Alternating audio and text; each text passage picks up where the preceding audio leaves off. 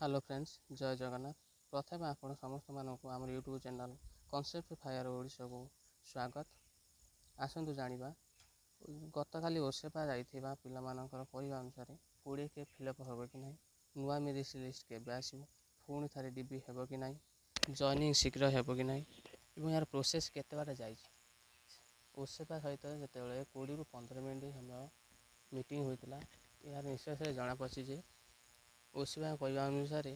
फाइलटी बर्तमान CMA office रे अछि, जहाँकि सीएमए को दस्तखत पर 2 वा 3 दिन पर मेरिट लिस्ट वेबसाइट रे ओसेपा वेबसाइट रे प्रकाश पाइब। सूचना अनुसार वेबसाइट रे प्रकाश पाई साइला पर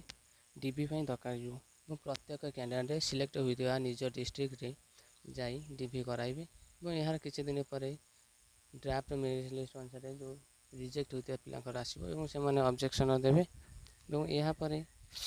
काउंसलिंग हम और स्कूल चॉइस हम निज निज डिस्ट्रिक्ट 20 के फिलअप हो कि नहीं कहीं आम जो डबल बेंच राय आसला तले हाईकोर्ट मान्यवर हाईकोर्ट कहते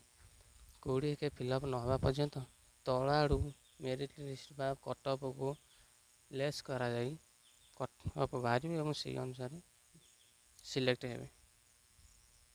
आशा करछे आपण भिडियो भल लगी एवं आम नेक्स्ट वीडियो देखा आम चैनल को सब्सक्राइब करिए।